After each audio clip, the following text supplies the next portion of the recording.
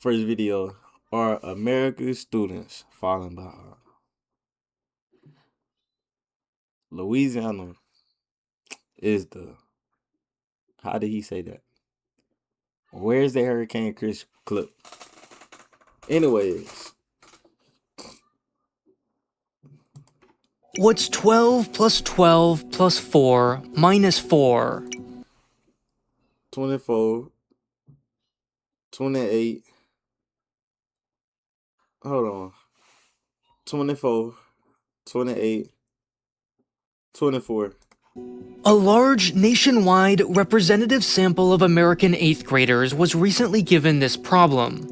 29%, nearly 1/3 of soon-to-be high school freshmen, answered incorrectly. That's crazy. 35% of 4th graders said 3 feet was a reasonable height for a door. No. Another No. 22% said 20 inches. And it's not just math. What? Only 28% could label all 7 continents. Nearly as many couldn't name even one. I'm back. Also, why did you say I need to pray when I was leaving? Oh, because your kid's fucked. I ain't gonna lie. 5 foot, 6'3". Your kid's fucked. You don't know what them niggas, bruh, them niggas either gonna be super fucking short or super fucking tall. And shit.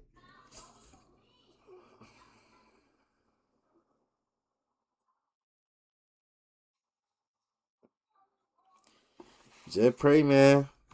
Just pray. Congress began collecting this data back in 1990. Maybe in the middle. For the next 20 years, American students maybe like 5'9".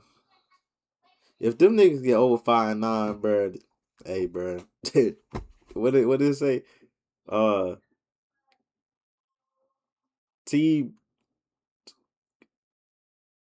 TGBTG. To God be the glory. Yeah, to God be the glory. Performed better on nearly every the fuck? I just heard something. Maybe I'm tripping. subsequent test, showing consistent long-term improvement. Then, in 2013, something changed. Starting that year, this growth didn't just slow, and it didn't just stall. No, our progress actually began reversing. Today's 8th graders score lower than they did in 1992, effectively erasing 34 years of progress. And the effects are beginning to spill over into college. A recent UC San Diego report begins by lamenting the, quote, steep decline in academic preparation among incoming students, noting that the number whose math skills fall below high school level increased nearly 30-fold. 70% of those students fall below middle school levels. Next up, the workforce, and with it, according to many, the American economy at large. The world's only superpower is slowly collapsing, they say. The less alarmist predict a stagnant US GDP, soon to be overwhelmed and overtaken by China. But there's a fatal flaw in this argument. Sponsored by Mad Kings, a new Nebula original series. There really isn't one. A system, that is. Even before last year's downsizing, the US Department of Education was never what it sounds like. Unlike most countries, it never commissioned textbooks, set graduation requirements, or even administered standardized tests like the SAT. Even back in 2021, for instance, this entire nationwide bureaucracy employed just over 4,000 personnel. The New York City Department of Education, meanwhile, has 150,000 people on its payroll. At minimum, there are 50 education systems. Or, more accurately, 13,000. The number of districts that govern our 128,000 individual public and private schools. In other words, there is no one policy that would affect them all, never mind all at the same time in 2013. With one exception, the repeal of No Child Left Behind. In 2011, the Obama administration began relaxing one of the rare federal education requirements, giving states greater flexibility to design their own policies. Whether you consider this a good thing, freeing schools from wasteful accountability theater, or a bad one, lowering standards and settling for mediocrity, it's not hard to imagine that this would show up in the data. But here's the thing. The US isn't alone. Far from it. This is that post-2013 score decline in America. And this is the equivalent across the entire OECD. 38 countries representing over 1.3 billion people with cultures as different as Australia, Japan, and Mexico. American students are falling behind, sure, if what the doomsayers mean is behind in time. But what you can't leave out is that so are most students across the entire wealthy, developed world. Here's another, more plausible theory. Smartphones. The timing is perfect. US smartphone adoption, for example, crossed the 50% threshold in 2013. The geography makes sense. Smartphones spread rapidly across the entire rich world. And it aligns with anecdotes from teachers. Teenagers became increasingly distracted in the classroom, and social media replaced the time they previously spent reading. It also explains a particular feature of the post-2013 data. A striking divergence between the best and worst performers. Before 2013, the scores of all students were improving at around the same rate. After 2013, as you can see here, the decline was much worse for lower scoring students. While smartphones distracted everyone, elite schools were among the first to quietly ban them, and the most involved, wealthiest parents were among the first to restrict their kids' screen time. Steve Jobs famously limited his own family's access to the very computers he built. Now, we'll see if this theory holds up as more and more schools ban phones and new data is released.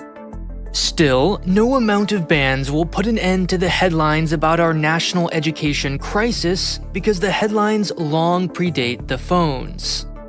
In 2010, students from Shanghai scored first on the Program for International Student Assessment, which Obama called a Sputnik moment in his State of the Union. Before that, back in 1983, A Nation at Risk swept through the country, declaring that the educational foundations of our society are presently being eroded by a rising tide of mediocrity that threatens our very future as a nation and a people. It too mentions Sputnik. And before that, in 1958, the cover of Time magazine was devoted to our crisis in education, warning that the mediocrity of our schools may soon cause us to lose the arms race against the Soviets. There's a reason pundits have never stopped sounding the alarm about. I bought some like school fundraiser chocolate today. It's honestly so nasty. You talking about what that shit called? I know what you talking about. You talking about world's finest. Whoa, you talking about world finest chocolate, brother. The almond kind goes so crazy, and the caramel go crazy too. But you know what I'm waiting for, bro? Girl Scout cookies.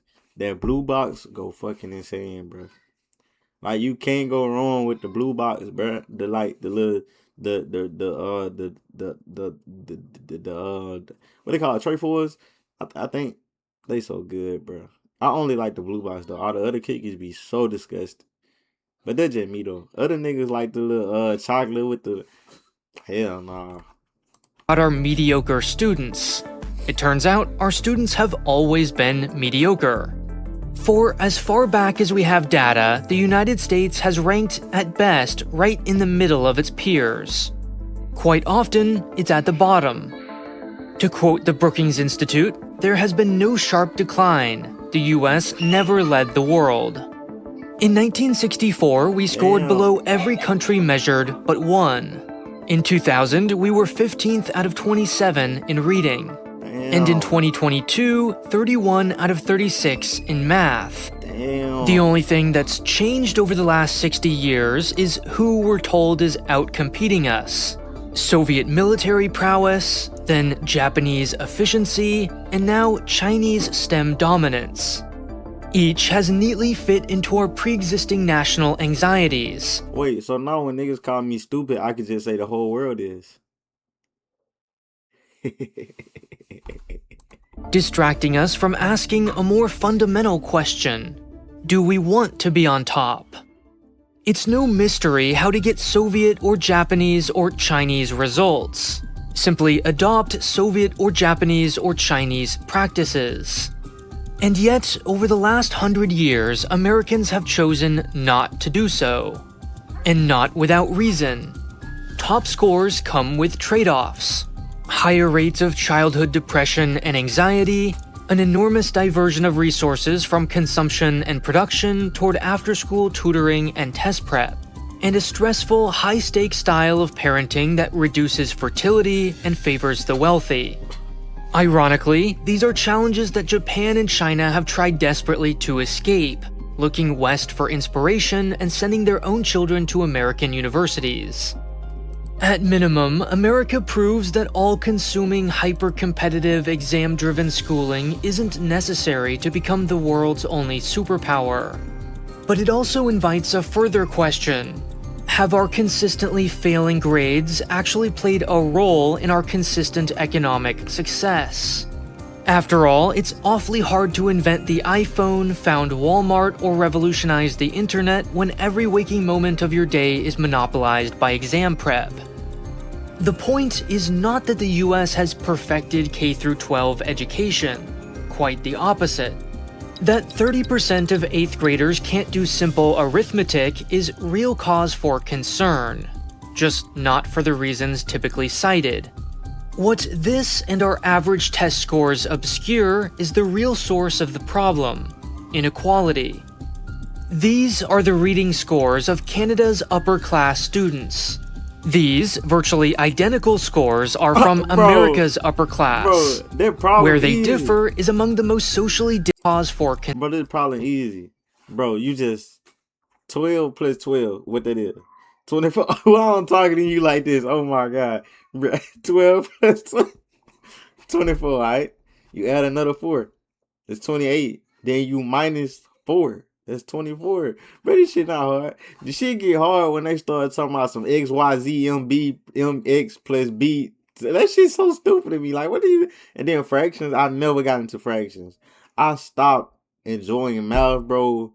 I had Dr. Slater my 6th grade year. He was a good... 7th grade, my math teacher was a basketball coach. When that happened, I started hating math because she used to coach while she was teaching. It's like, how can I say? She was a basketball coach, but she was teaching, and that shit didn't mix. I hate when they're trying to teach me stuff I'm literally never going to use. Facts. Like, nigga, count money. I don't need X, Y plus B or whatever. I don't need that. What? And I don't even like fractions, bro. Bruh, I stopped liking fractions because, for instance, they'll be like 1/4 plus 1/4 equals what? Then I'll be like 2/8. They say no, 2/4. Nigga, what? Like, it's so stupid, bruh. Concern, just not for the reasons typically cited. What this and our average test scores obscure is the real source of the problem: inequality. These are the reading scores of Canada's upper-class students. These virtually identical scores are from America's upper class. Where they differ is among the most socially disadvantaged. Americans in that group trail far behind their Canadian peers. That, in a nutshell, is why America's schools are, on average, mediocre. In absolute terms, the US produces more top-performing students than anywhere else on the planet, and it's not even close. But because we lack a unified national school system, our lowest-performing students are among the worst in the developed world, dragging down our average. The problem with the national crisis narrative is that it's unclear whether this will ever show up on the balance sheet. America as a whole has grown unbelievably large, powerful, and rich despite mediocre average scores for decades. And there's no reason to think it won't continue to do so. If we wait for this mediocrity to show up in our GDP, that day may never arrive. and those who warned of a national crisis will sound like the boy who cried wolf. One example of universally bad education policy was Muammar Gaddafi's Libya. Gaddafi made students spend hours each day reading his manifesto, inspired by Mao's Little Red Book called the Green Book. And this doesn't even make the top 20 craziest things he did. In one episode of his Nebula original series Mad Kings, real-life lore explains some of the more memorable Gaddafi moments, like when he tried to pitch a bulletproof tent in the middle of Central Park, or when he proposed abolishing the country of Switzerland at the United Nations. Other episodes explain the crazed opulence of Saddam Hussein's eldest son, and Kim Il-sung's eternal presidency. If you like my videos, there's an extremely good chance you'll love these. Mad Kings is exclusively available on Nebula, the streaming service built by some of your favorite great at one of the comedy debate show and one following nor for just $30. W video, bro. W video. 3 feet is reasonable height for a Lord. Wait, huh? Even in somewhere but I'm gonna leave that alone.